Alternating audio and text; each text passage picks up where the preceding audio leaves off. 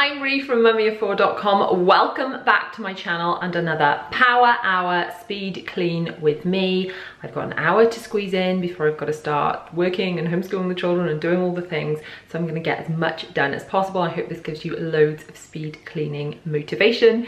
If you are new here, welcome. Please subscribe, hit the bell to be notified when I post new videos every Tuesday, Thursday and Sunday at 7 PM. I do loads of speed cleaning videos as well as organisation, grocery hauls, life hacks, vlogs. I hope you will love all of that content. Right, now let's get on. Let's set a timer for 60 minutes and get as much done as we possibly can. I'm starting today's power hour, as I always like to, by putting a load of laundry on. That way the washing machine is working while I am working, and then I can empty the machine again at the end of the hour and get another load in. It's just the most efficient way to get things done. So my girls are going to be playing with their toy kitchen next to the kitchen while I clean our real kitchen. So it's not too cluttered or anything, it just needs cleaning. And with a white kitchen and a grey kitchen, it does need a lot of cleaning. So we're going to start over here with the organisation station. If you want to know how to put one of these together, I have got a blog post that I have linked on the screen now. They're basically frames and printables that are linked in that blog post that I write on with these whiteboard pens. Now I need to actually wipe off some of the writing from the shopping list, and I'm going to use one of these magic erasers to do it. Now, I was so late to the party discovering these, but these things are amazing. They are literally magic. So I only like to use a small square at a time because you don't need to use that much. And I don't understand the science behind it, but these things get off the marks and stains and things that just don't come off with anything else, and they're just great for wiping the whiteboard pen off these frames. So I'm just, there you go, a little tiny bit of water, it's got that off. Anything else just wouldn't have worked the same way. So I'm just going to dry that because I did put a bit much water on it. You're supposed to squeeze the excess out, and write on the things we do need for our list. Next, we are moving on to the surfaces. So I'm using some Method granite cleaner here. Because the worktops aren't actually granite, but they are sparkly white quartz, but granite cleaner does the same trick. I like to clean the surfaces first and then move down to the floor. And we have got some stains and things on the white tiles that I'm going to need to use those magic erasers for again. Now I haven't got time to do the whole kitchen, so I'm just using a little bit of diluted zoflora, and I'm just doing the handles because we are in this kind of germy time, aren't we? And I say handles, I mean it's a handleless kitchen, but you know what I mean, it's the bits that we touch all the time. Now I'm using some Method pink grapefruit multi-surface cleaner to just wipe around the surfaces of the worktops and across the top of the hob. And just, I mean, I wipe up every time we sort of cook anyway, but just thought I'd give it a good old clean. And then back onto the handles, well, the handleless handles, you know what I mean, and the dishwasher, all the buttons and things that we touch with a bit of diluted zoflora. Now onto the floor. First I am getting all the bits with my cordless Dyson, and just any sort of loose bits of things that come off people's feet. I do find the white tiles are showing up every little mark, so I love them. And I guess it just makes me clean more because I see a mark and I want to clean it up, and maybe a different colour tile will hide it better. But yes, white tiles do show every little mark. As you can see here, there is a sort of a mark on the grout, and I'm using a magic eraser to get that up and just get rid of the marks before I clean the floor properly, the floor as a whole, for which I'm using my Veleda 1-2 spray and some Method Wild Rhubarb antibacterial floor cleaner. So I just squirt that directly into my Veleda 1-2 spray thingy, which is amazing. I love this, it's so much easier than a mop and bucket. I don't think I even own a proper mop and bucket anymore. And then you literally just squirt it and spray, squirt and spray.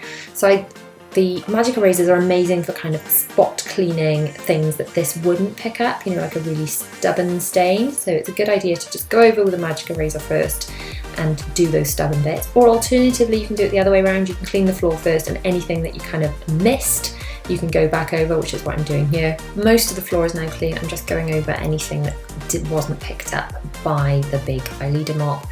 And these magic erasers honestly are amazing for so many different things around the house. I shall use them again later in the power hour, but they have been amazing for my kitchen floor. So that's the kitchen looking pretty clean and sparkly. So let's now do the children's toy kitchen, shall we? This collects dust, it collects grime, and obviously it collects children's germs and snots and all sorts. So I am just using a bit of diluted zoflora and a microfiber cloth to wipe over all the bits that they have been touching with their beautiful, beautiful, grubby little fingers. Now to wipe over our dining table, which I have covered with a wipeable tablecloth, which I shall link below, so that has been great. And now for a bit of dusting.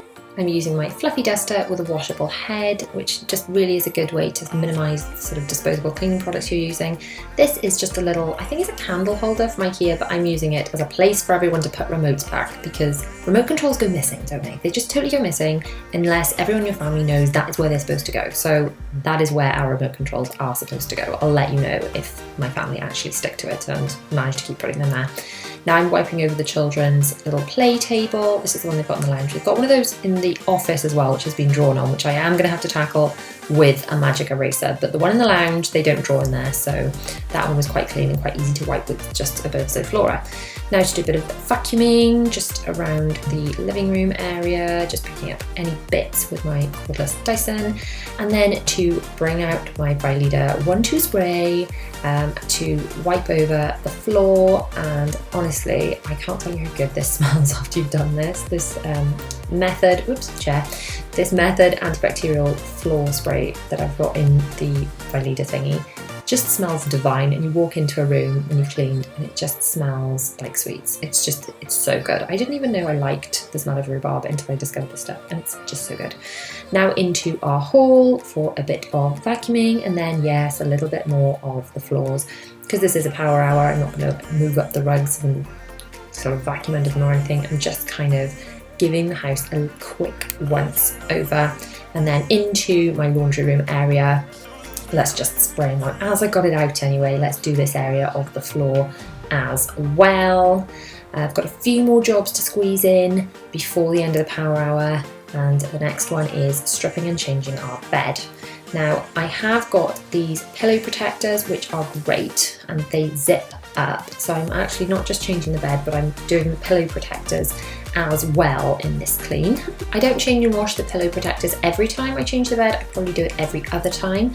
I've actually got 4 spare pillow protectors, so that when I'm changing our bed, I can then put a fresh set straight back on. But then if I'm changing any of the children's beds, then they can go back on there, if that makes any sense. So what I tend to do, I know some people do all their beds on one day, and some people do them on different days. By the way, what you can see I'm doing here, I'll go back to the point I was just making, but what you can see I'm doing here is poppering or buttoning up the bedding. Always make sure you button or popper it back up before it goes into the wash, otherwise all the pillowcases will get lost and stuck inside it. Anyway, the point I was making is that I don't change all the beds on the same day, because it just creates a massive amount of laundry.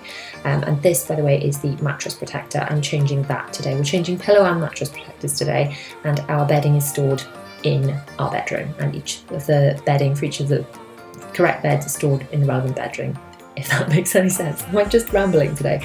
Anyway, sorry about that, guys. So changing the mattress protector. So the reason I don't change them all on the same day, that's what I was talking about. I want to know, do you change all your beds on the same day? Do you have like a day where you change the beds and you change every bed in your house, or do you change them on different days? I change them on different days because this has just created a massive amount of washing. Like, all this cannot go in one load. If I cram all this in one load in the washing machine will just spin out totally. By the way, because I've got this amazing ottoman bed, it makes it much easier for tucking the sheet underneath. The fitted sheet is so much easier to tuck in when you lift up the ottoman bed. Just a little tip. And by the way, I will link my bed below because it's amazing. It's just amazing, amazing, amazing. If you are looking for one of those, I've got a 50% discount code too. Anyway, if I was to change all the beds on the same day, I just have obscene amounts of washing to do all in one day. So changing them on different days, like, it spreads the washing out, which is fab. But also it means that I only need 1 spare set of 4 pillow protectors, because I would do ours and then wash them, and then I have the spare set of 4 I can put on the children's beds. So I hope that makes sense. I hope I've not just totally rambled and I've got my point across there. But that is why I do the beds on different days and not all on the same day if I can help it. So we're just getting the clean, fresh pillow protectors on to the pillows now, and I've got to say, I do love a bit of fresh bedding, don't you? Don't you just love getting into bed when the bedding has just been changed. It's just divine. Let me know in the comments if it's just me or if you absolutely adore that too. So now for the duvet cover. I'm really pleased with all this stuff I've bought, by the way. I know we did have grey bedding on this bed and it wasn't like her at all, was it, guys? Do you remember? Really pleased with these white sheets. They're a really high thread count Egyptian cotton. I'm really, really pleased with them. I shall link all of those below in case you want to grab yourself some, because it's really difficult to buy things like this online, isn't it? You don't really know what you're getting.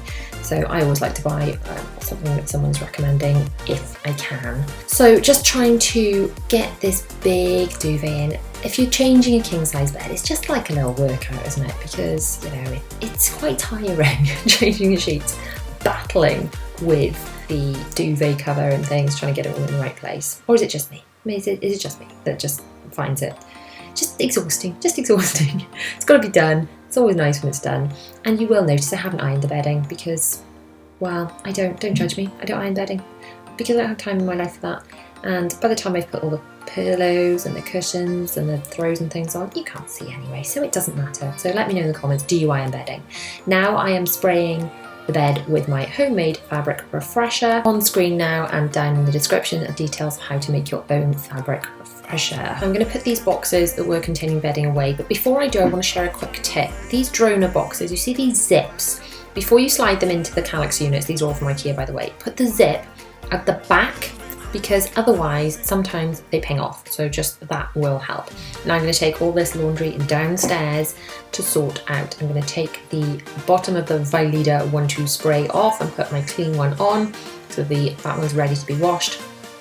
And we're going to take out the load that we put in at the beginning of the power hour. Don't forget to do that, people. Always put on your load, but then don't forget to take it out so it can dry. And I'm going to wash the mattress and the pillow protectors. Now it's really important not to overload your washing machine. This is the absolute maximum you can fit in mine, but it's more to do with weight than it is size. So if you're putting in towels, by the way, I'm putting a dash of Fabulosa in here, which is like zoflora, like a disinfectant as well as my method.